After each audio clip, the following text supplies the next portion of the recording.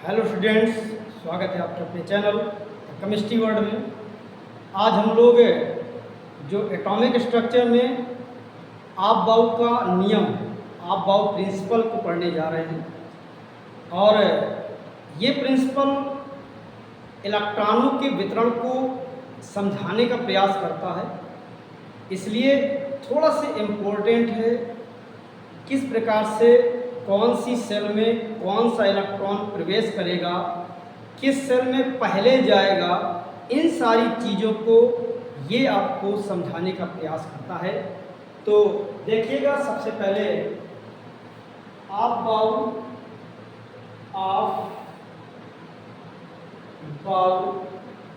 का नियम या आप बाउ का सिद्धांत भी लिख सकते हो, प्रिंसिपल ऑफ आप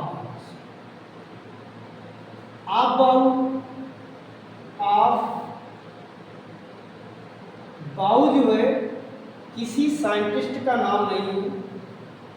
ये जो आप बाउ है किसी साइंटिस्ट का नाम नहीं है, जबकि एक जर्मन लैंग्वेज का एक शब्द है जिसका मतलब होता है बिल्ड अप, निर्माण करना। इसका मतलब है जो आप बाउ है एक साइंटिस्ट नहीं है, वो एक जर्मन भाषा का शब्द है। और ये जर्मन भाषा के शब्द का मतलब होता है बिल्डअप, निर्माण करना। किसका निर्माण करता है? जो कोष होते हैं, जैसे ये आपका न्यूक्लियस हो गया, ये सारे कोष हैं। इन कोषों में इलेक्ट्रॉन किस प्रकार से वितरित होंगे, इन सब चीज को ये बताने का प्रयास करता है। इसमें से अगर मैं देखूं तो सबसे पहले इसको बनाने का तरीका है, सांप सीढ़ी तौर पर हम लोग बनाते हैं। 1 से 7 तक गिनती लिखनी है। 1 2 3 4 5 6 और 7। यहाँ 2 से स्टार्ट करनी है, 2 3 4 5 6। यहाँ पर आपको 3 से करनी है, 3 4 5 6। यहाँ पर आपको 4 से करनी है, 4 और 5। अब इस वाले में हमें लिख देना S 1S, सारे में S आपको यहाँ पर लिख देना। इनमें सारे में PP लिख देना है। इनमें सारे में आपको DD लिख देना है। और यहाँ पर आपको FF, यहाँ से इसको ऐसे एरो ले जाना है, बिल्कुल आपको सीधे एरो ले जाना है ऐसे। इसको इसके साथ ले जाना है ऐसे। ये आपका इसके साथ जाएगा, ये आपका इसके साथ जाएगा, ये आपका इसके साथ जाएगा, और ये आपका इसके साथ जाएगा। ये सारे एरो बनकर के तैयार हो जाएंगे। एक का हेड पकड़ना है, दूसरे का टेल पकड़ना है। बस यही क्रम में आपको यहाँ पर डॉट डॉट लगा देना है। एक का हेड पकड़िए, दूसरे का टेल पकड़िए। ये एक बिल्डिंग मटेरियल के रूप में तैयार हो जाता है इस प्रकार से। अब यहाँ से मान लीजिए आप चलना स्टार्ट किए, तो जो जो मिलता जाए, जैसे 1S मिलेगा पहले, इसके बाद आपका 2S मिलेगा, इसके बाद आपका 2P मिलेगा, इसके बाद आपका 3S मिलेगा, 3P मिलेगा। देखो 3P के बाद आपको मिलेगा 4S मिलेगा, 3D मिलेगा, 3D के बाद आपको मिलेगा 4P मिलेगा, 4P मिलेगा, 4P के बाद आपको मिलेगा 5S मिलेगा, 5S मिलेगा, 5S के बाद आपको मिलेगा जाकर के 4D मिलेगा, 4D के बाद मिलेगा आपको 5P मिलेगा, 5P के बाद आपको मिलेगा 6S मिलेगा, 6S के बाद आपको मिलेगा तो 4S मिलेगा।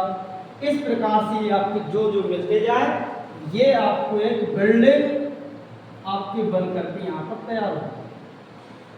अब बात यहाँ पर ये आएगी कि S में मैक्सिमम आपके 2 इलेक्ट्रॉन जा सकते हैं, P में यहाँ पर मैक्सिमम 6 इलेक्ट्रॉन, D में मैक्सिमम यहाँ पर 10 इलेक्ट्रॉन, F में मैक्सिमम यहाँ पर 14 इलेक्ट्रॉन जाएंगे। और जब ये 14 इलेक्ट्रॉन जाएंगे तब की कंडीशन में अब आप ध्यान देंगे, अगर किसी भी एटम में इलेक्ट्रॉन को फिल करना है तो आपको इसी रूल के अकॉर्डिंग फिल करना पड़ेगा।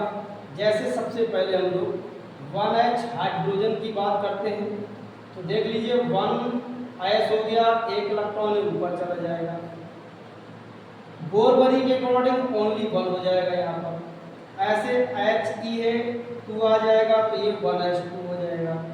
इसके बाद तुम्हारा अगर इसका एक एटम में बनाए, स्ट्रक्चर बनाए इसका, तो आप ये न्यूक्लियस हो गया, इसमें 1 इलेक्ट्रॉन हो जाएगा। ऐसे यहाँ पर इसमें तुम्हारा 2 भरा जाएगा, ये आपका न्यूक्लियस हो गया, इसमें 2 इलेक्ट्रॉन फिल कर दिए जाएंगे।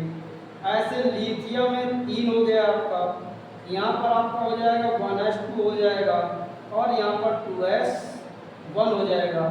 पहले आपको न्यूक्लियस बनाना है, फिर पहली है फिर आपको दूसरी बनानी है। तो पहले वाले में 2 भर गए और इस वाले में 1 भर जाएंगे और इसमें आपको हो जाएगा 2 काम।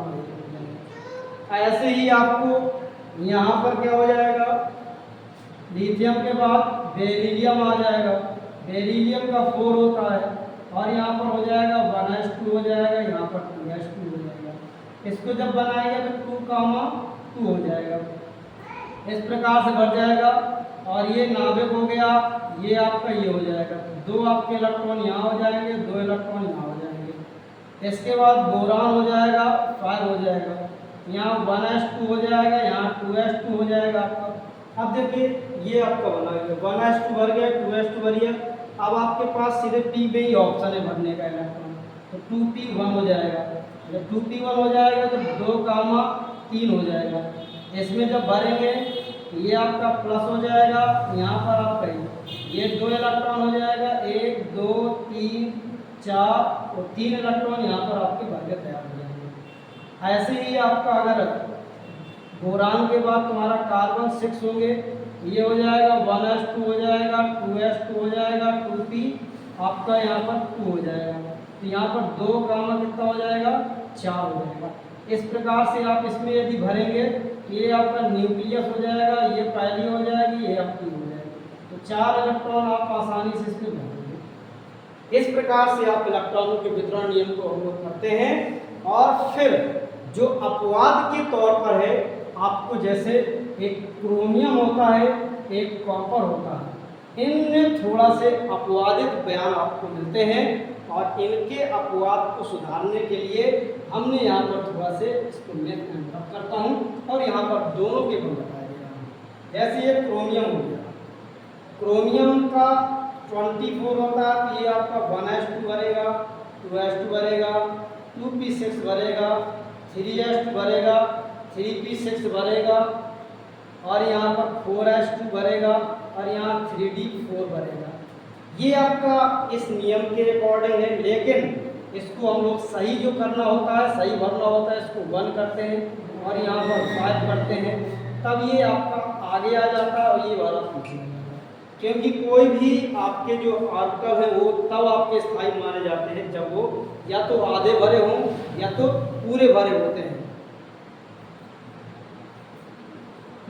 ठीक है, इस प्रकार से ऐसे यहाँ पर हो जाएगा तुम्हारा कॉपर 29, ये हो जाएगा 1S2 हो जाएगा, ये आपका 2S2 हो जाएगा, 2P6 हो जाएगा, 3S2 हो जाएगा, 3P6 हो जाएगा, यहाँ पर 4S1 हो जाएगा और यहाँ पर 3D10 हो जाएगा।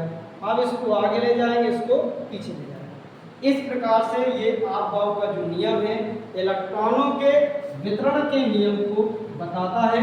इसी से आप बोरबरी का नियम भी समझ सकते हो, जैसे मैंने यहाँ पर 2, 2 बताया है और ऐसे यहाँ पर बताया 2, 1। इसका यदि देखना है तो 2, 8, 13 1 हो जाएगा, यहाँ 2, 8, 18 1 हो जाएगा। तो ये आपको इस प्रकार से करने हैं। आपके पास होमवर्क है कि आपको जो है 30 तक करके दिखाने हैं। मैंने आपको जितने बता दिए उतने बता दिए, लेकिन आपको 30 तक कर करके आपको बताना है। और कमेंट में भी बताना है जो चीज़ आपको समझ में ना आई हो वो हमसे आपको डिस्कशन करना है। धन्यवाद।